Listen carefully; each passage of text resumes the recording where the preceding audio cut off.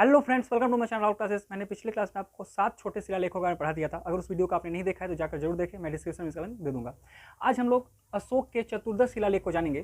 तो चलिए स्टार्ट करते हैं। 14 गो शिलालेख जो है इसे ही चतुर्दश शिलालेख कहा गया है। हम एक एक करके पढ़ेंगे। तो चलिए देखते हैं। पहला है प्रथम शिलालेख। इसमें कहा गया है कि इसमें अहिंसा पर बल दिया गया है, यानी इसमें मारपीट नहीं करना है, अहिंसा पर बल दिया गया है और पशु बलि पर रोक लगाया गया है, यानी आप पशु की बलि नहीं चढ़ा सकते। अशोक के प्रथम शिलालेख में ये कहा गया है। ठीक है। इसका नेक्स्ट है द्वितीय शिलालेख। इसमें कहा गया है कि इसमें पशु चिकित्सा की चर्चा की गई है। मान लीजिए कोई गाय है, भैंस है या कोई भी पशु है, अगर रास्ते पे अगर वो दर्द से करा रही है तो पशु चिकित्सा की बात इस अभिलेख में की गई है कि जितने भी पशु है सबकी चिकित्सा की जाए। ठीक है। इसका नेक्स्ट है कि इसमें दक्षिण भारत की चर्चा है। देखिए, दक्षिण भारत के कुछ राज्य की चर्चा है, जैसे कि पहला है चेर, पांड, श्रीलंका, केरल पुत्र और सतीय पुत्र। ये चेर की चर्चा है, पांड की चर्चा है, श्रीलंका की चर्चा है, केरल पुत्र की चर्चा है और सतीय पुत्र की चर्चा है, लेकिन चोल वंश की चर्चा नहीं है। ठीक है। तो अगर आपसे पूछे कि बताइए कि किस वंश की चर्चा नहीं है, तो चोल वंश की चर्चा नहीं है। ठीक है। इसका तृतीय शिलालेख की बात करें तो इसमें 3 अधिकारी की बात की गई है। जो पहला है राजुक, युक्तक और प्रदेशक। ये 3 अधिकारी की चर्चा की गई है किसमें? तृतीय शिलालेख में। इसमें यह कहा गया है कि हर पांचवें वर्ष ये साम्राज्य का भ्रमण करेंगे और जो भी प्रॉब्लम होगी वो दौरे पर जाएंगे और जो भी प्रॉब्लम होगी उसको सॉर्ट आउट करने का प्रयास करेंगे। ये तृतीय शिलालेख में कहा गया है। ठीक है। कितने अधिकारी हैं?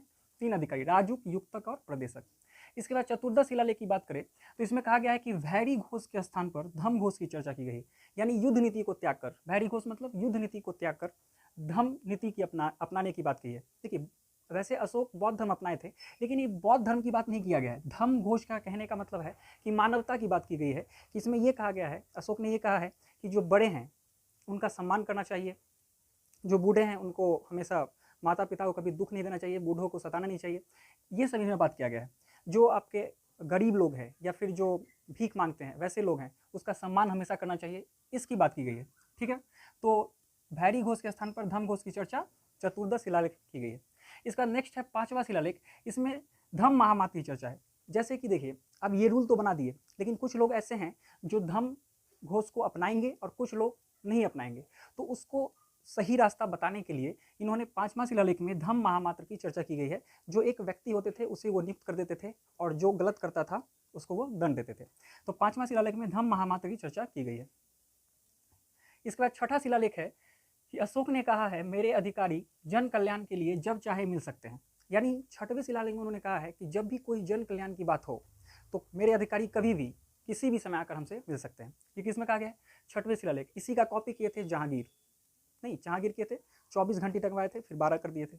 इसके बाद 7वां शिलालेख में बोला गया है, देखिए 7वां शिलालेख सबसे बड़ा शिलालेख है और सबसे छोटा शिलालेख रोमनदेही है अभिलेख, जो सबसे छोटा है, और 7वां क्या है? सबसे बड़ा है।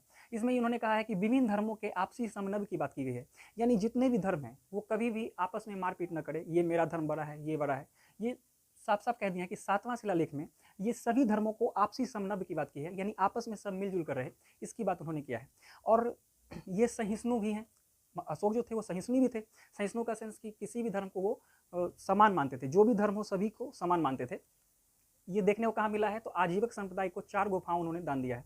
इनके जो पिताजी थे आजीवक संप्रदाय को अपनाने वाले, 4 गुफाओं को उन्होंने दान में दिया था। इसके बाद 8वां शिलालेख है कि इसमें अशोक की धम यात्रा की चर्चा है। देखिए, जब ये कलिंग युद्ध लड़े थे तो इनका ये अपना जो है इनका मन परिवर्तित हो गया था, और मन परिवर्तन होने के कारण इन्होंने कौन सा धर्म अपना लिया? बौद्ध धर्म को अपना लिया। तो जब बौद्ध धर्म अपनाए तो इन्होंने धम यात्रा किए। धम यात्रा कहने का मतलब है कि लोगों को मानवता सिखाने के लिए वो बाहर निकले, सभी लोगों के गांव में जाते थे, समाज में जाते थे, लोगों की फीलिंग्स को समझते थे। तो इन्होंने 8वें शिलालेख में ये कहा है कि इनमें अशोक की धम यात्रा की चर्चा है। इनके 2 यात्रा बहुत ही फेमस है।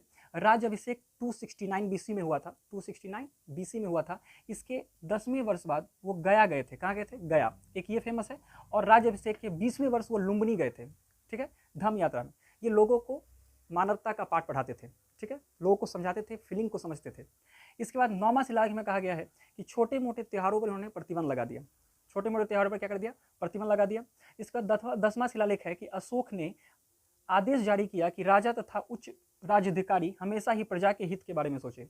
यानी 10वां में ये कहा गया है कि जो मेरे अधिकारी हैं या जो मेरे मंत्री हैं वो सब सिर्फ किसके बारे में सोचे, प्रजा के हित के बारे में, प्रजा का गलत ना हो, ये हमेशा हित के बारे में सोचे। इन्होंने किस में कहा है, तो 10वां शिलालेख में कहा है। इसके बाद 11वां की बात करें तो 11वां में उन्होंने कहा है कि मेरे अधिकारी ब्राह्मणों को न सताए, यानी ब्राह्मणों को न सताए। इसका मतलब ये हुआ कि ये ब्राह्मण को मानते थे, तभी तो बोले ब्राह्मणों को न सताए, यानी ये ब्राह्मणों को न सताने के लिए इस अभिलेख में बात की गई है कि इनके जो अधिकारी हैं वो ब्राह्मणों को न सताए। किसमें कहा गया है, 11वें शिलालेख में इन्होंने लिखा है। इसके बाद इनका 12वां शिलालेख है जिसमें स्त्रियों की स्थिति में सुधार के लिए, स्त्री की स्थिति आजकल भी बहुत ज़्यादा खराब चली रही है, वैसे सुधार किया जा रहा है, लेकिन स्त्रियों की स्थिति में सुधार के लिए इन्होंने स्त्री महामात्र की चर्चा की है। किसकी की है, स्त्री महामात्र एक अधिकारी होते थे, वो स्त्रियों की स्थिति में सुधार करते थे। ये किसमें कहा गया, 12वां शिलालेख में कहा गया। इसके बाद इनका 13वां शिलालेख देखेंगे तो कलिंग युद्ध की चर्चा की गई है और साथ ही हृदय परिवर्तन की बात की गई है, यानी कलिंग युद्ध के बाद जो इनका हृदय परिवर्तन हो गया, इनके बारे में किस में चर्चा है, 13वां शिलालेख में चर्चा है। कोई दिक्कत। अब चलते हैं आगे, जो कि लास्ट है इनका 14वां शिलालेख। 14वां शिलालेख में उन्होंने कहा है मतलब क्षमा मांगे है, सभी से उन्होंने क्षमा मांगा है कि अशोक ने कहा है कि मैंने ऊपर लिखे गए शिलालेखों के अतिरिक्त बहुत सारे काम किए हैं, मतलब मैंने जितने भी लिखाए हैं, ये छोटे शिलालेख मेरे जो 7 हैं या फिर 14 जो बड़े बड़े हैं या स्तंभ अभिलेख हैं, जितने भी हैं, इससे अधिक मैंने और काम किया है, अतिरिक्त बहुत सारे काम किए हैं, लेकिन जो इसमें लिखने वाला जिम्मेदार है मैंने। कहने का मतलब है कि इन्होंने बहुत सारा और काम किया है लेकिन इसमें लिखा नहीं है, तो इसमें लिखने वाला जिम्मेदार है मैं नहीं हूँ। ठीक है, इन्होंने 14वें शिलालेख में ये कहा है, 14वां शिलालेख में ये कहा है। तो आई होप आपको ये समझ में आ गया होगा। अब हम लोग नेक्स्ट क्लास में नए टॉपिक के साथ मिलेंगे, तब तक good night, take care and bye, thank you.